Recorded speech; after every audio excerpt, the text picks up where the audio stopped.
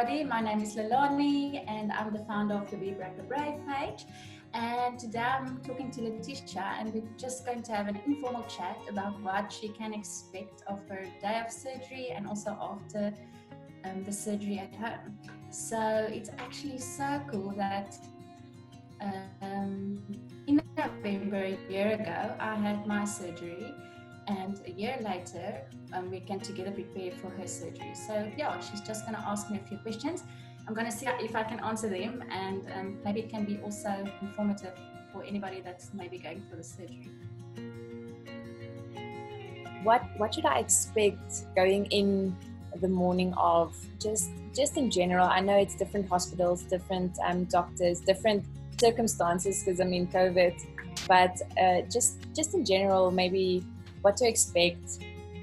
Yeah, I'm quite curious on what will happen on the day.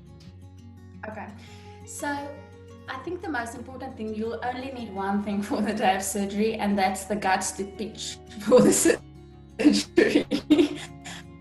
I think that's the most important thing that you'll need, and then you'll need people that will brave for you. So most of the hospitals, they are so ready and prepared for surgery that they know exactly what to give you. They have everything that you need. Care will depend from surgeon to surgeon what will happen and how it will work. So it's important that you ask him exactly what you can expect. But mostly you'll have to be there early, and all the doctors will come and visit you in the room. I remember in my surgery, before the surgery, I was very composed, keeping it all together. And then the one doctor came in and he said, "I admire you, you are so brave." And then I just started crying, and then I didn't stop. I went into surgery crying, I came out crying, and I didn't stop. So I think it's weird to cry. It's weird how that has that effect on you. I know when people also tell me you're brave and whatever, then the emotion comes. But otherwise I feel so strong and ready for this. And then they say, you're so strong and brave. And then I'm like, yeah, I am. I know. So I couldn't have my glasses on. So, and also you can't have your contact lenses in. So I couldn't really see, but I just remember I was crying. And then I had great surgeons. So the one was rubbing my hand, the one was pressing my foot, and then I went to sleep. So everybody will come for like pre-op checks. But really you must just pitch. And they will handle all the rest of the things. I want to tell you about things that I had in place or that I took with me. So the first thing that was very helpful. So the first thing was like I had a Christian app. So it was like on my phone, and it plays like very relaxing. You can choose the background noise if you want water flowing, or if you want like anything, white noise. And then they just read scripture over your life. And if you're not strong enough to read it yourself, it goes into your ears, so you are hearing it. That was the one thing that was very helpful, because during the day of surgery there was ups and downs, and we are only human, so there is a little bit of anxiety, and so that really helped. It just calmed me down, and also afterwards I could just put it in my ears, so I didn't hear any of the hospital noises and things like that. So usually my surgery was 6.5 hours. They did the double mastectomy with the reconstruction immediately, and then also they removed my fallopian tubes. But afterwards I didn't have any pain. They really did a very good job managing my pain. The surgeons are very well equipped to numb as they go on, and I can really say I didn't have any pain. If you've had children and if you've had a C-section, it's bearable. You'll go. You know what, I kind of feel like, I don't know if it's true, but I feel like those pain meds didn't help me in my cesarean. I was pressing that button, but anyway, it is normal. It is something that you can ask your surgeon and also your anesthesiologist. Some of them, they give you like I'm not sure what it's called, like it's a block. While they're doing the surgery, they're blocking some of the pain nerves, and that really helped because it works for like 24, 48 hours that you don't feel. And then you must remember with the mastectomy, you don't really have feeling afterwards. So there's nothing really to feel pain. You understand? The incision site it's a little bit of pain, but otherwise. And then the one thing that I want to tell you is when you wake up, it will feel like there's a cement block on your chest. Don't worry, it will go away. But it's really heavy. If you lie there and it's really heavy and it feels like you can't breathe and you really just want these things to go away and take them out, just breathe and listen to your app and pray, and it's gonna get better. I mean, now I just started gymming again and exercising, and so your body adapts quite quickly. So just breathe. It's not gonna feel like that forever, and that's also something that I didn't know. So I was quite like, talk about what is this? How it's going to feel forever, and it's not. It's not gonna feel like that. Okay. I'm glad about that. I also wanted to know what is essentials to put in my hospital bag.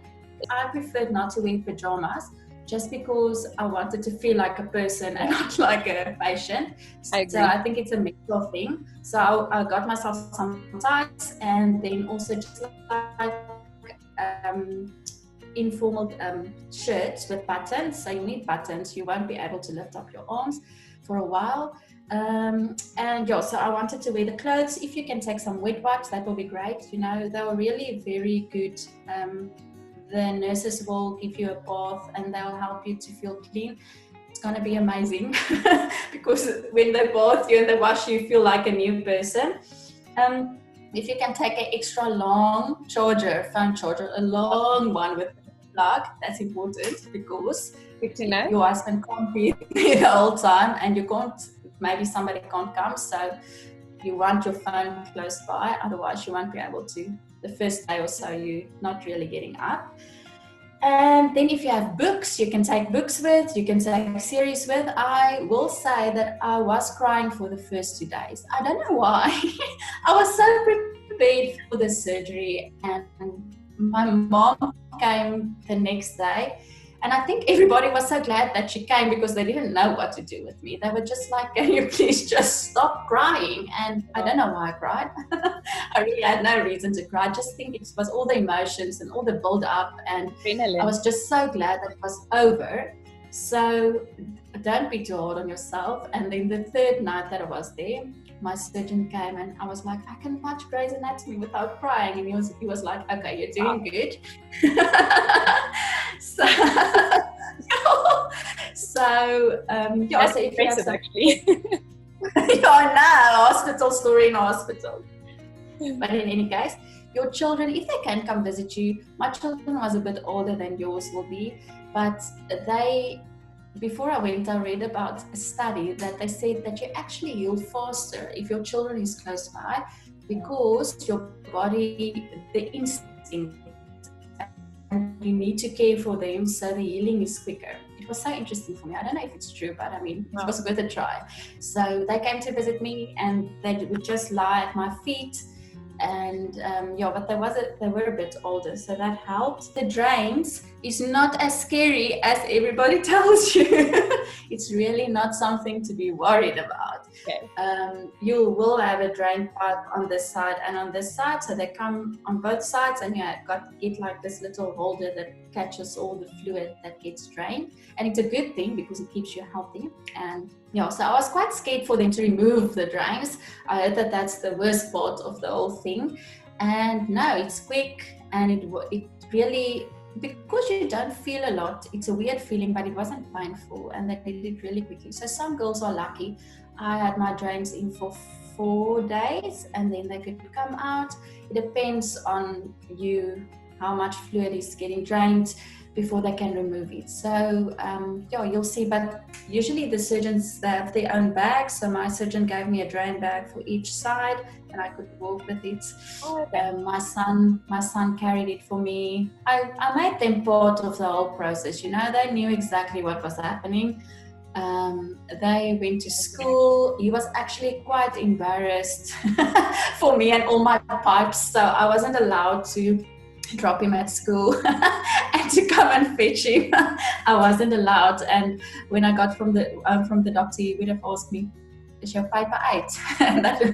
Did they remove the pipes? And then I was allowed to see him. Otherwise, he was quite embarrassed. So, but we did involve them with everything. They knew exactly what was happening, and yeah. So during the hospital, it depends on how long you have to stay. I had to stay 5 nights, but I think my surgeon, because I had young children, he booked me in for a little bit longer just to make sure that I'm 100% capable of going home and feeling all right emotionally and physically.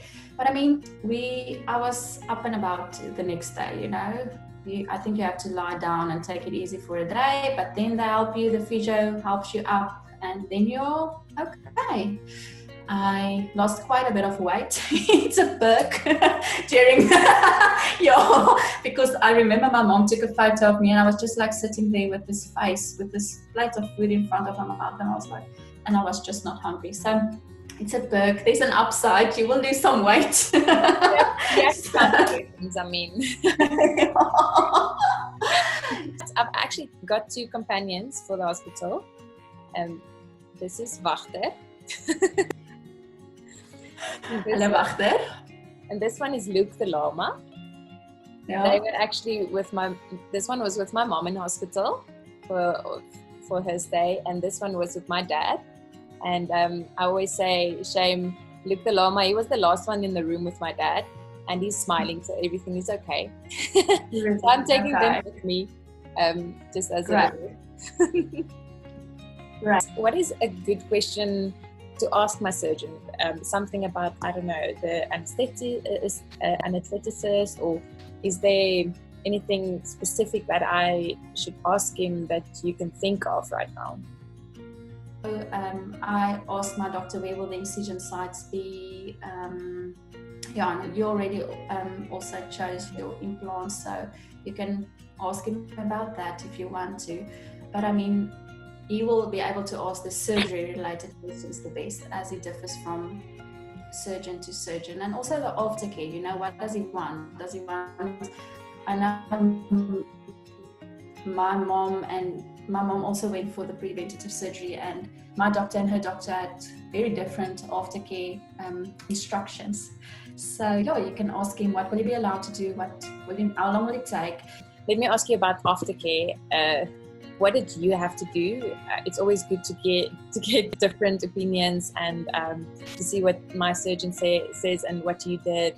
So after you go home, it's important to have somebody that can wash your hair, can help you with the shower, because sometimes you'll still have the drains, so you'll need help washing. And I remember I got home and I felt so dirty, and I had a friend that's a physio, and she came and she washed my hair, and I felt like a new person. So I stayed with family for 6 weeks actually, but it was just because it was over December holiday, so it was perfect like that. I would say if you have help for 2 weeks, it will be good. Somebody that can prepare your food for you, because you can't really lift up your arms too high. I mean, they give you stretching exercises and it's important to do them, but realistically, I mean, you can brush your teeth, but you can't really, I think that's as high as it's you know.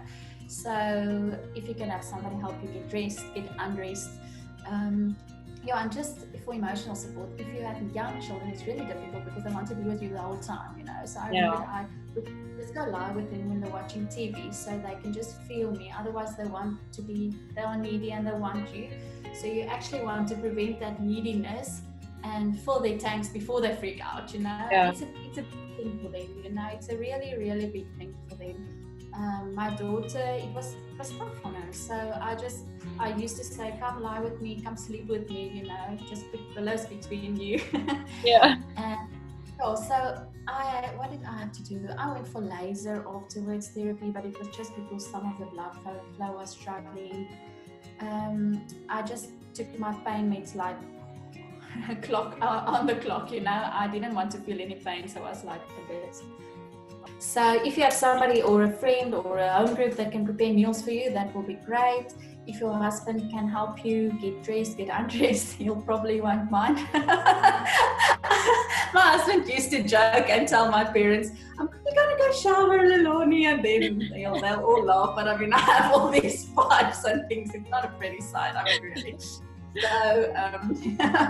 so if you have to go home with the drains, you'll figure it out.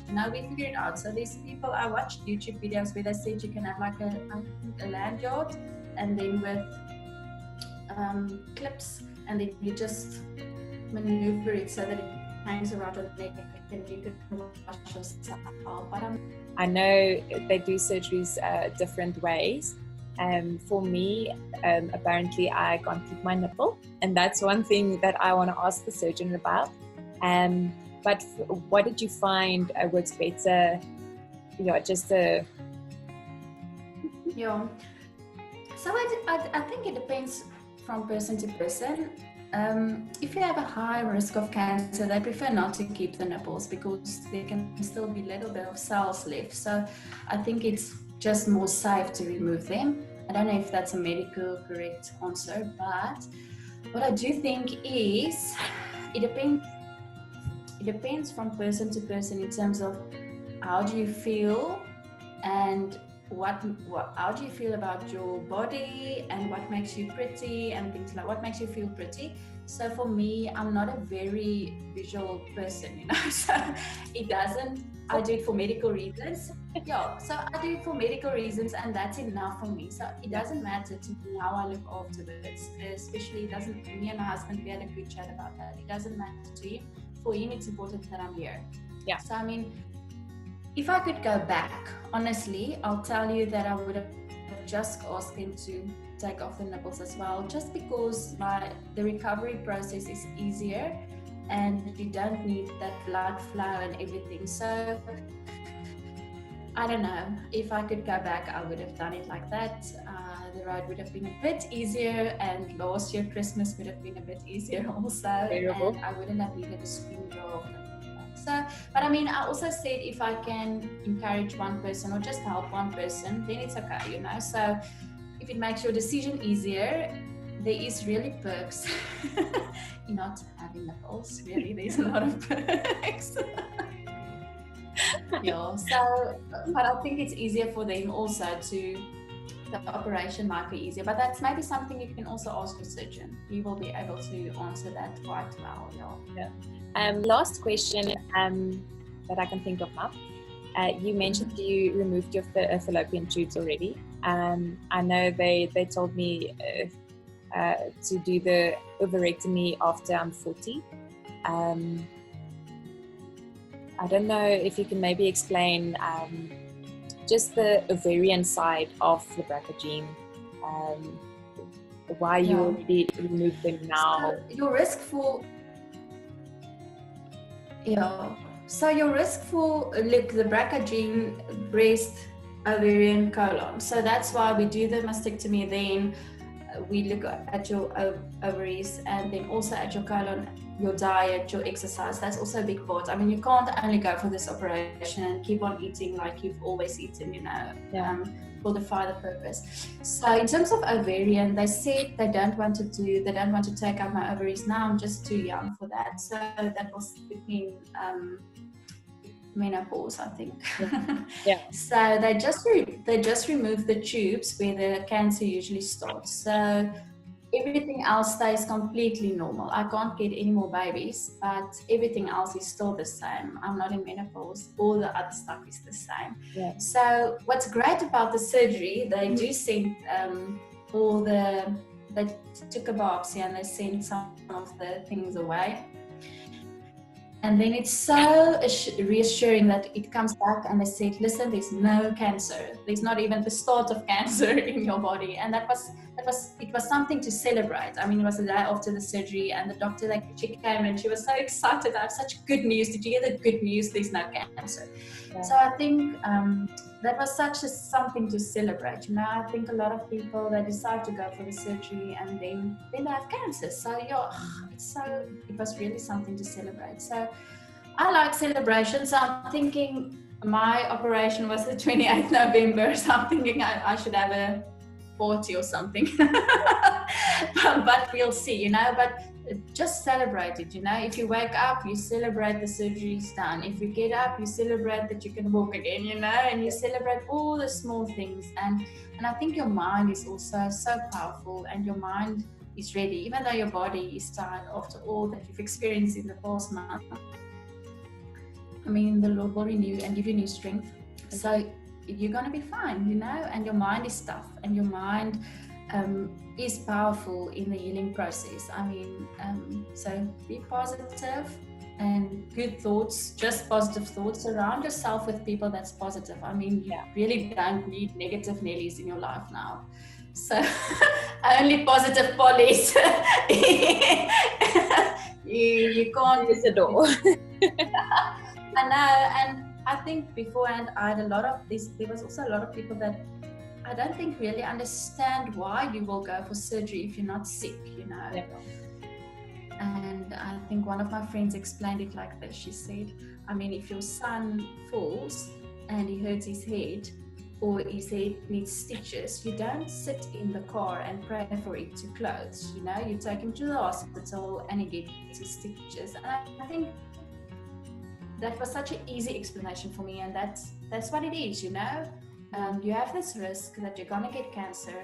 You don't want to get it, so you'll do everything humanly possible to fight this thing. Yeah. And I can assure you that you will not regret the decision. I mean, before I went for the surgery, I would have a few times a day, I would go like this, looking for everything that's wrong inside my breast.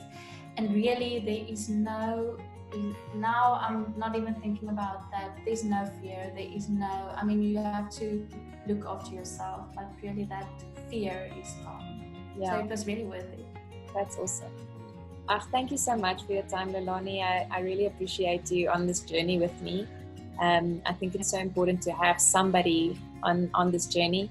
I have a few other people that actually also reached out to me that had a double mastectomy in the last few years, and that really wanted to offer their encouragement and things, and it really makes a big difference. So I really hope we can make a difference in other people's lives as well, and save a few people's lives by just encouraging people with this, and I'm really excited about that.